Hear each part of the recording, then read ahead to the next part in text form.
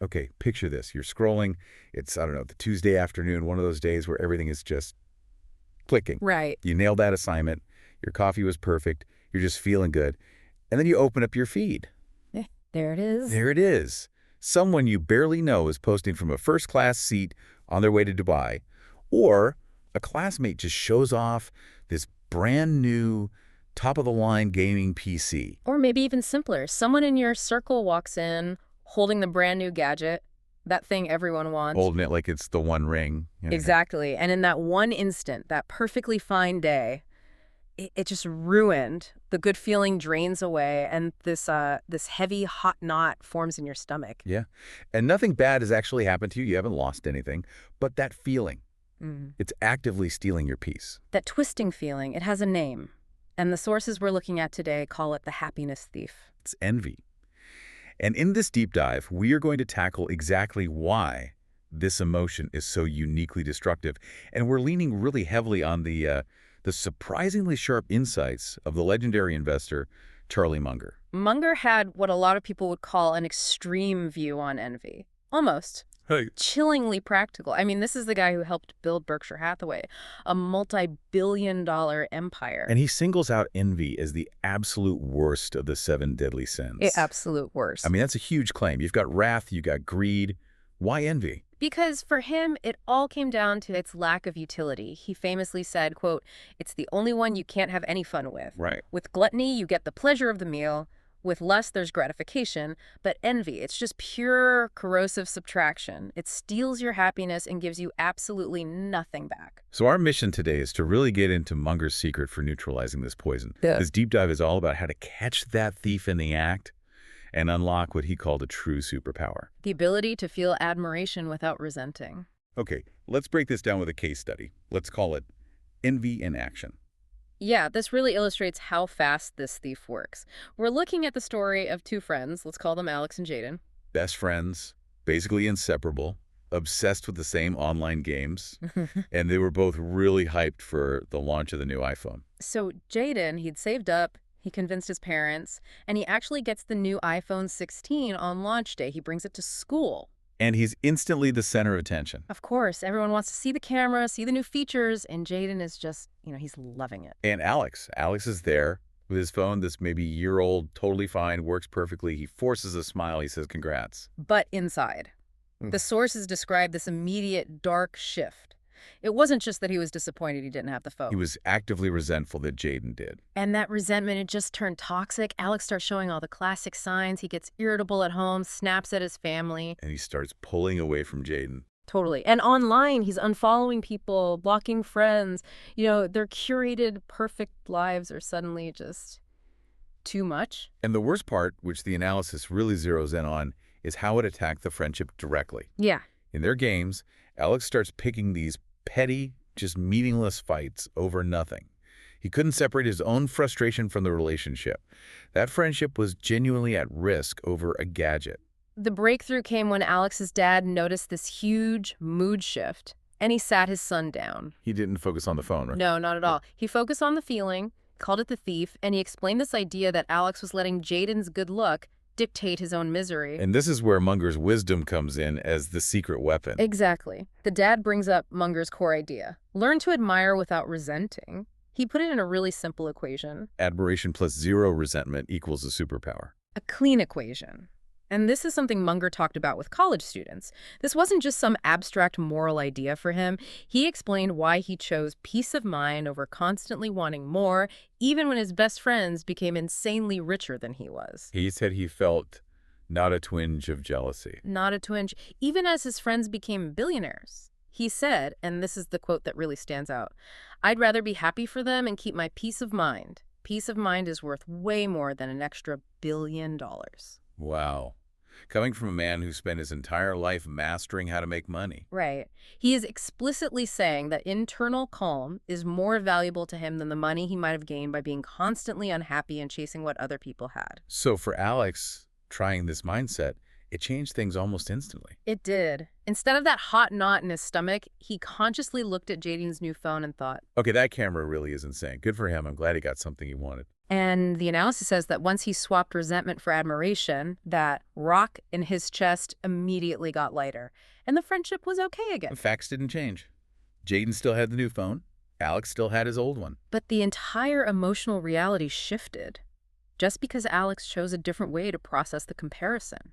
Which leads us perfectly into our second section, the modern envy factory. Oh, yeah. Because if envy is the thief, then social media is its home address. It's the training ground. 100%. I mean, from a psychological standpoint, what's happening is a massive acceleration of social comparison theory. Our brains are just wired to see where we stand by looking at others. It's an evolutionary thing, but it used to be, you'd compare yourself to your immediate tribe, your village, your school, maybe 30, 50 people tops. But now, Yeah.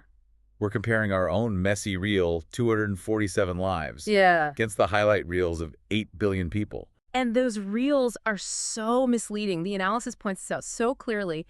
Nobody logs on to post, here's me failing my math test, or here I am having a really bad day. No, you only see the wins, the vacation sunset, the new shoes, the perfect relationship. This creates what some psychologists call comparison inflation. Our reference group is now global.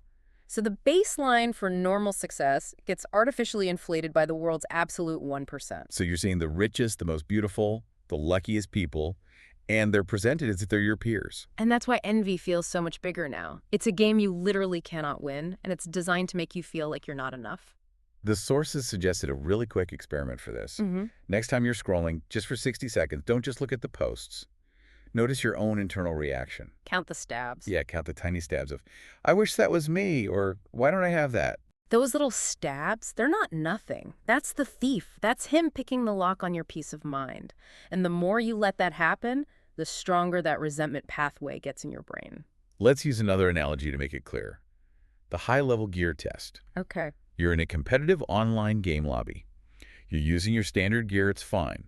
But then another player walks in with all the rare, exclusive stuff. The cosmetics that show they've spent a ton of time or maybe a ton of money on the game. Right. So the old you reaction, the envy reaction is what? This is so unfair. Only people who grind all day or just throw money at the game get this stuff. The whole system is rigged. And immediately you're bitter. You lose focus. You actually resent the other player for having it. But the new you, the one using Munger's mindset, Your reaction is different. it's, wow, that exclusive skin is actually really clean. I respect the grind that took. That's what high level looks like. And hey, maybe I can learn something and earn my own dope skin one day. Same situation, same gear on your character, but the emotional outcome is completely different. In one, your game gets worse because you're distracted by bitterness. In the other, you stay focused, maybe even get a little inspired. And that's the choice Munger was talking about. This brings us right back to him in section 3, the billionaire's secret. Right. Here's a man who lived to be 99, built incredible wealth, but was partners with Warren Buffett, a guy who was, at times, 10 or 20 times richer than him. That is the ultimate test for envy right there. It's the crucible. Munger had every reason, social, financial, to feel that little twinge of jealousy, but he claimed he was genuinely delighted by his friend's success. And what's so fascinating is that this wasn't just a moral position for him. It was a good business strategy. Absolutely. He understood that investing is largely a positive-sum game. Warren Buffett getting richer didn't take money out of Munger's pocket. In fact, it often enriched Munger through their shared ventures. So if he spent even 1 second resenting Buffett's bigger fortune, He'd be wasting precious cognitive energy he could have been using to read an annual report or make a calm, smart decision for his own investments. To Munger, envy was just inefficiency, a distraction. which gets us to the core principle. Someone else's win is not your loss. That's it. That is the illusion that the happiness thief creates. That feeling of loss is a phantom. Let's apply that. A colleague gets a promotion you wanted. That doesn't actually reduce your skills or your value. Nope. Or a creator you follow hits a huge subscriber milestone. That doesn't delete any of your followers. If anything, the analysis says, it proves that huge success is possible in your field. Jaden getting that new iPhone didn't make Alex's phone slower. Exactly. Envy tricks our brains into seeing the world as a zero-sum game, where every good thing that happens to someone else is somehow taken from us. Munger's genius was just choosing to see it as a positive-sum world. Okay, that reframing is key. But it's one thing to understand it and another thing to actually stop that gut reaction. Right. So that takes us to section 4, the toolkit. how to turn envy into rocket fuel. And the goal isn't to just suppress the feeling. That doesn't work long term. The goal is transformation. You take that initial signal that, hey, there's something desirable out there, and you channel it. Like an athlete watching a master, and instead of getting bitter, they go practice harder. Exactly. So let's start with the most important one, the circuit breaker, exercise 1, the 3-second rule. What's the mechanism behind that? So when you feel that physical hit of envy, the stomach twist, the hot face, you have about 3 seconds before that initial emotional impulse. From the amygdala, right? Right. Before that impulse turns into a full-blown negative story that you start telling yourself, you have to interrupt it in that window. So the moment it hits, you count to 3, and you force yourself to say, either out loud or in your head, good for them. Yes. You're forcing a cognitive reframe before the resentment can take root. And look, it feels fake at first. It might even feel hypocritical. I was going to say, it sounds so artificial. It does, but the research shows that if you do it consistently, that neural pathway for resentment literally gets weaker. You stop the spike from becoming a whole mood. But does that kill your ambition? I mean, if you're not driven by wanting what they have, what drives you? That's where exercise 2 comes in. The what can I learn game. This is the strategy step. Totally. When you see that thing you want, the good grades, the business, whatever, you stop asking, why not me? And you start asking, what did they probably do to get that? You shift from being a victim to being a Wait, strategist. Exactly. Someone has 50,000 TikTok followers. It's not magic. They probably post it every single day for a year. Someone has perfect grades. They probably have a rock-solid study routine. You're creating a roadmap instead of just feeling bad. You focus on the process, which you can replicate, not the outcome, which just makes you feel envy. It turns envy into strategic intelligence. It's incredibly powerful. Okay, tool number 3. This one is a countermeasure for how envy makes you blind to what you already have. A gratitude bomb. Envy makes you focus only on what you lack.